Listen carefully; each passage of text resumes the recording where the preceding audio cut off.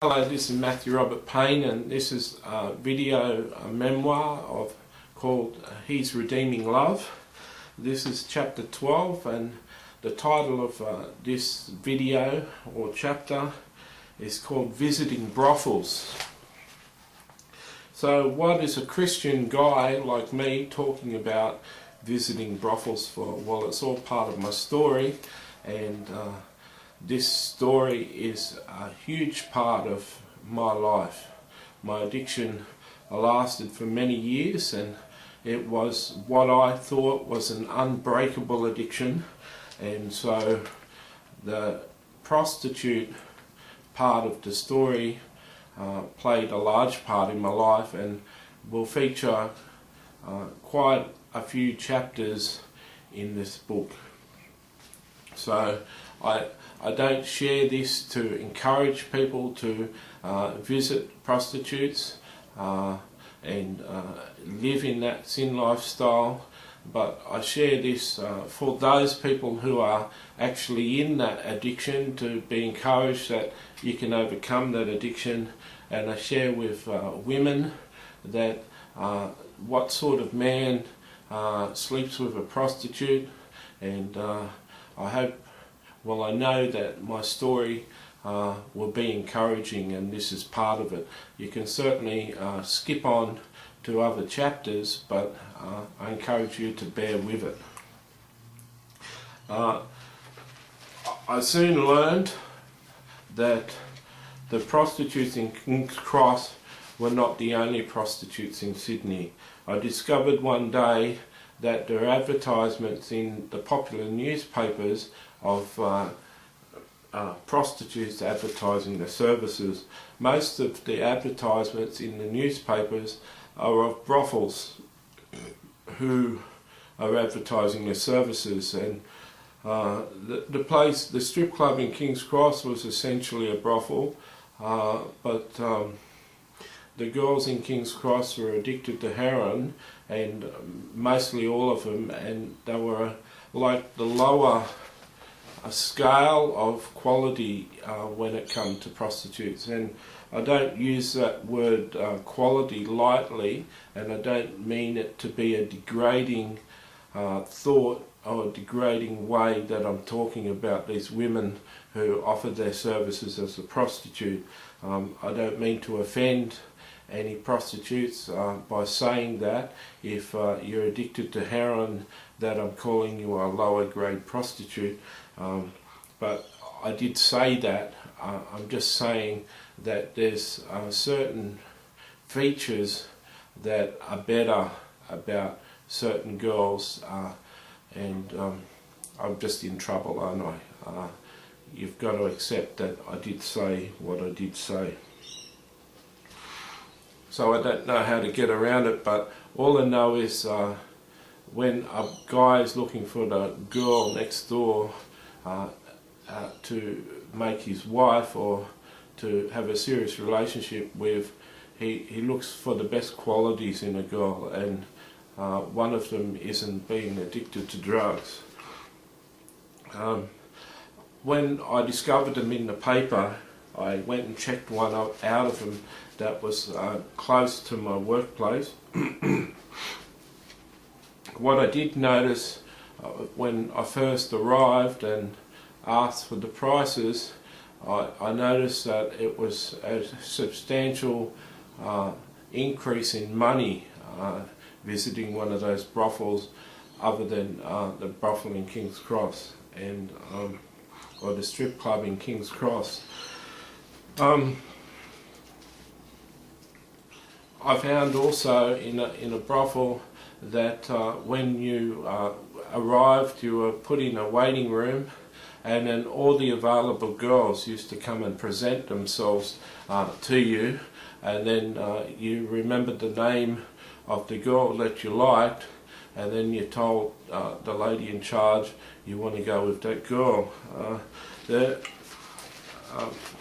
To get into the mind of a sex addict, which I well and truly was for many years, there was a certain there was a certain adrenaline that fired in to me when I was approaching a brothel.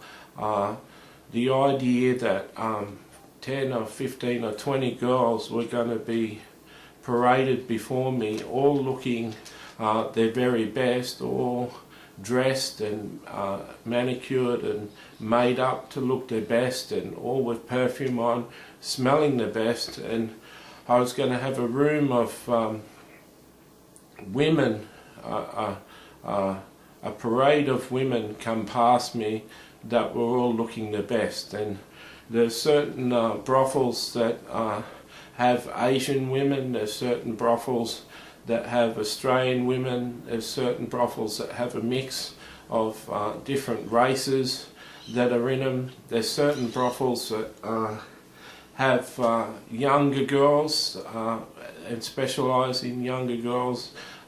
There's all sorts of brothels, and essentially a rule of thumb is that if you go during daytime hours, the women are normally older, and if you go at nighttime hours, in the middle of the night or late at night or early morning, you'll find that women are younger and younger. So that's just the way it is. I found when I visited a prostitute in a brothel, you couldn't pay for a short time in most of them, which was just essentially sex and that's it. Essentially you had to book one of the girls for half an hour. One thing you might not know if you're a woman, or you're a man who's never visited a prostitute, and I'm not saying this to encourage you, but there's no way to say it without encouraging some people, I'm sure. I certainly hope that I impress upon you the pain that this addiction has caused in my life. But with that being said, I have to say that a large majority of prostitutes that I've talked to have been very easy to talk to, very warm and understanding and easy to talk to. Sort of girl that you'd have no trouble going out for coffee and not get bored with conversation being short sentences and short answers, and someone that can't hold a conversation. Prostitutes are very versed, very well trained to make a man come out of himself and make a man feel at ease and feel accepted. There's something like 50% of prostitutes have clients that are married men, or have clients that are already in a relationship. And for this to happen, not only is that man a bit of a sex addict,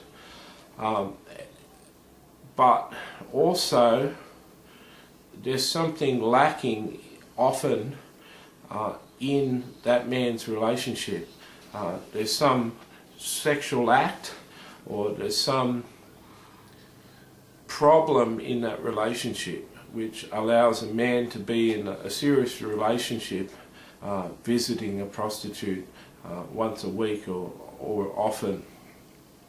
The statistics will tell you that half or a large percentage of men visiting prostitutes are already in a relationship. If you're a wife or a girlfriend, it could be possible that your husband is even visiting a prostitute. I don't say that to scare you, but I just say that because it surprised me when I learned that fact, and it probably surprised you. What I was sharing is these girls are really well versed in talking, and I was later to find out that what happened to me on a beach was called sexual abuse, and I wasn't responsible or entirely responsible for what happened. And even though I felt guilty and shamed and felt that it was my fault, it essentially wasn't my fault. I was too young to be responsible for what happened, and the person who did sexual favours with me on the beach was essentially breaking the law with a minor and also taking advantage of me and my situation. What I found in later years after this time in my life was 92% of prostitutes, or that's one statistic that I read, 92% of prostitutes have been sexually molested or sexually abused by a father or a stepfather or some man in their life when they were young. And I think that is what was speaking to chemistry. I had chemistry with a lot of these prostitutes. Though I enjoyed sex and I enjoyed having sex with these girls, I certainly enjoyed I don't want to glorify it, but there was a total rush of adrenaline to be able to pick an absolutely stunning girl and take her to bed. Yeah, so people often wonder why I'm not so really desperate to have a female in my life, and they often wondered why I didn't want to remarry. And it's simply because when it comes to sex, I was oversexed. I'd slept with so many pretty girls that prettiness wasn't a main feature that I looked for in a girl. So not only were the girls pretty, they were tremendous to talk to, and the fact that I'd been abused and they'd been abused created chemistry, and I just had something in common with them. So I used to like to have sex with the girl and then just lay in bed talking to the girl and asking her. I'd asked all sorts of questions. I asked girls why they did what they did, and many of them said that they enjoyed sex, and I believed that. And the problem with me is I'm mostly honest about, or really honest sort of person. You probably see with what I'm sharing in this video series, if you watch it, that I'm blatantly honest.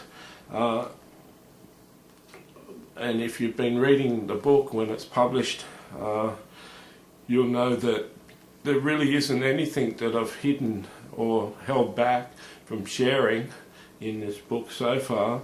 So I'm very honest, and because I'm honest, I believe when other people are telling me something that they're telling the truth. I'm very gullible and innocent when it comes to believing other people. I'm like a child. I just believe what I'm told. So for many years I believed that certain prostitutes just really enjoyed having sex, and that's why they did it. Another answer that prostitutes used to give me was that they enjoyed the money that they were earning from prostitution, and certainly it was amazing. Even today at a very high class brothel in Australia, it costs $230 for half an hour, and I get $500 every 2 weeks on my pension. I can afford, once a month I could afford $230. So even today I could afford on a government pension to sleep with one of those girls. So it's quite a bit of money. The girl gets half of that, $125 for half an hour, and that's certainly a fairly good pay rate if you worked half an hour every hour. So it's believable that many of them do it for money. There's higher class prostitutes than that, and we'll get into that at another time, but they certainly can earn a lot more money than that. And a lot of prostitutes who haven't got heroin addictions and don't buy thousands of dollars worth of clothes a week certainly pay off houses and own real estate from their job. I'm a funny guy because I'm pretty honest, like I said, and I'll just believe anything, and that people call me gullible, and that's true, I am gullible. I asked them what they did for fun. Just wait a sec.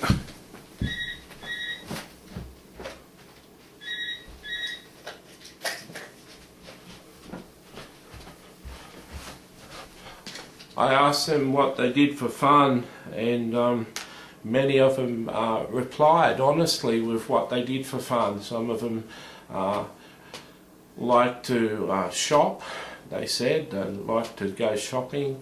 Some of them said that they enjoyed certain sports. Some of them said they like going to the movies, they like reading books, and I especially like the ones going to movies and reading books because I was a reader.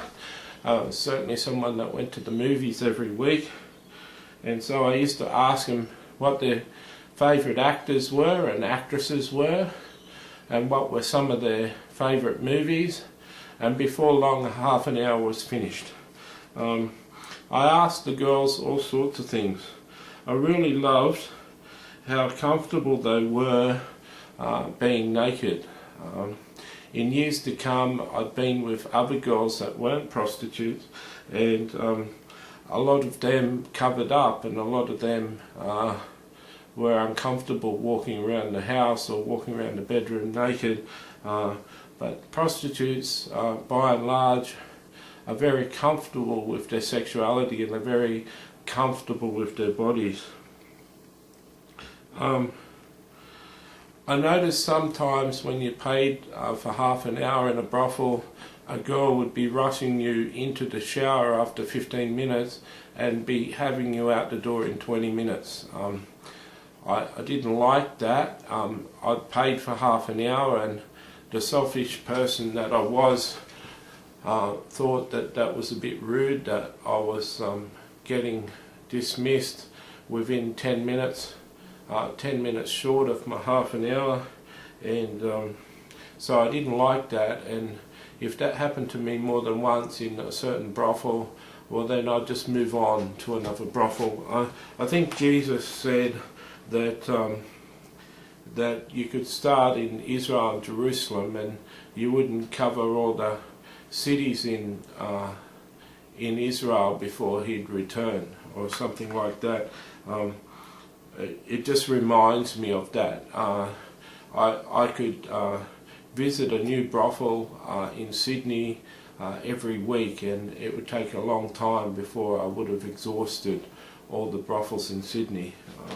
And then you could go back and meet the girls again. So if a brothel and the girls in a certain brothel were moving me on within 15 or 20 minutes, I'd move on myself and take myself to another brothel where they respected half an hour. For many years I never saw the same girl twice. I was peculiar, or maybe not too peculiar, because I don't think I've talked to many men that were addicted to prostitutes or spent a lot of time with prostitutes. So I don't know for sure if this is the truth or how many men do certain things. I'm sure I could ask a prostitute and she could tell me, but I liked my variety. I liked the adrenaline rush of sleeping with a new girl every time, and so even if I frequented the brothel often, I used to pick different girls, and when I'd exhausted the girls that I liked physically and that were attractive to me, I used to move on to another brothel. I never tired of sex. I never got worn out. I never got over sex, and I think God did a tremendous thing when He created human sex drive. That it's something that is inexhaustible. I think Solomon said it in the Bible, or I think it's in the Bible that I'm not sure. Maybe one of the editors can fix it up, but I think Solomon said that men would never tire of looking at women's breasts. It's such a strange statement for the Bible, but it's true that no matter how many women you see showing part of their cleavage, it's amazing how often you'll look. It's amazing that no matter how many women's breasts that you see, you never tire of looking at different ones. And you can reach a stage in your purity and your anointing with God where you can overcome lust and overcome wandering eyes, and you can reach a stage where a girl with partially covered breasts or breasts half showing, you can reach a stage where your eyes will actually divert from looking at them and you won't be interested in looking at exposed breasts. But that's that's happened to me in my life, and I've had seasons of that in my life where that's been happening, and I'm very happy with my life when that's going on. And so it's true. So my point is that I never tired of sex, and I kept on going from brothel to brothel, meeting different girls, talking to different girls, and sleeping with different girls. I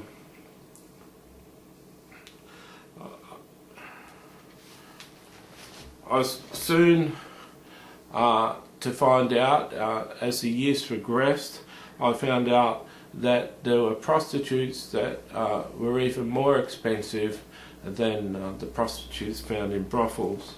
And these prostitutes were called escorts, and an escort's a girl that you can ring up that's working for an agency, escort agency, and you can ring that girl up, and she'll come around with a driver or come around in a taxi and visit your house, and you pay those girls by the hour, and she's got an hourly rate plus her travel expenses, and you pay her, and often she's got security outside in the car. And when I found out that escorts existed, the money I spent on prostitutes nearly doubled. So that's what I've got to share about that. I have to say that if you've watched this video, it's part of a whole book, and the book has got to be taken in context. And an official disclaimer I put on this video and on this chapter is in no way am I glorifying my addiction to prostitutes and saying that it's a good thing. Any man who visits a prostitute is sexually abusing that prostitute and abusing her as a person, not loving her, not respecting her as a person, and being a bit of a jerk to her and to himself and to God. And it wasn't until I realized that I was able to free myself of my addiction to prostitutes. Though that freedom would take many years to come, it was something that filled me with joy. And if you stay watching the videos or you read to the end of this book, you'll see how I achieved that breaking out of the addiction and how the power of God was used in my life. God bless.